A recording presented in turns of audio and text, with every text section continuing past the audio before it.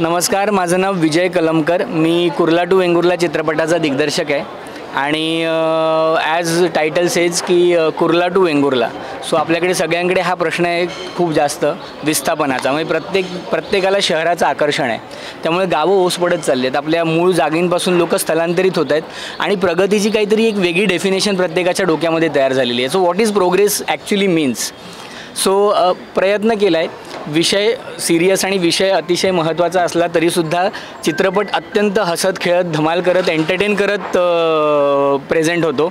कुठेही प्रीची करण्याचा प्रयत्न केलेला नाही आहे. सो मला सगळ्या गोव्याच्या जनतेला आव्हान आहे, आणि अजूनही कोणी गोव्यात जर असतील तर प्लीज उद्या दुपारी 2 वाजता आयनॉक्स 3ला आमची फिल्म दाखवली जाणार आहे.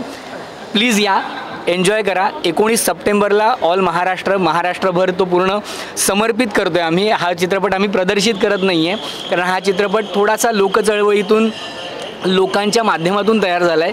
सो 19 सप्टेंबरला हा महाराष्ट्राला समर्पित करतो आहे चित्रपट बनवून. सगळ्यांनी त्याला भरभरून प्रतिसाद द्या, आणि मी एवढं नक्की सांगतो की जो कोणी चित्रपट बघेल तो त्याला आपलंसं करून घेईल, आवडेल. फर्स्ट टाइम मराठी चित्रपट महोत्सवात फिल्म आली आहे. हो. ॲक्च्युली पुण्याला रेड FM मराठी फिल्म फेस्टिवलला सिलेक्ट झालेली, आणि आता सेकंड आहे. पण फेस्टिवल्सला अनेक पाठवली, पण या 2 फेस्टिवल्सनी रेकग्नाईज केलं आहे या फिल्मला.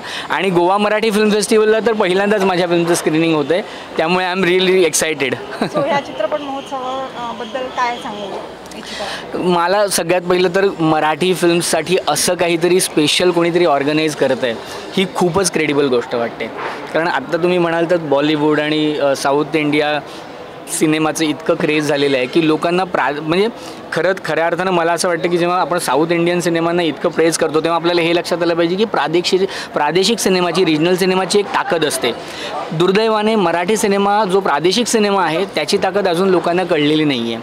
आणि खूप चांगले सिनेमे बनत आहेत, असं नाही की सिनेमे बनत नाही आहेत, पण अनफॉर्च्युनेटली काय होतं की मोठे प्रोडक्शन हाऊस, मोठ्या स्टुडिओचं बॅकअप नसल्याकारणाने हे चांगले सिनेमे पाठी राहतात.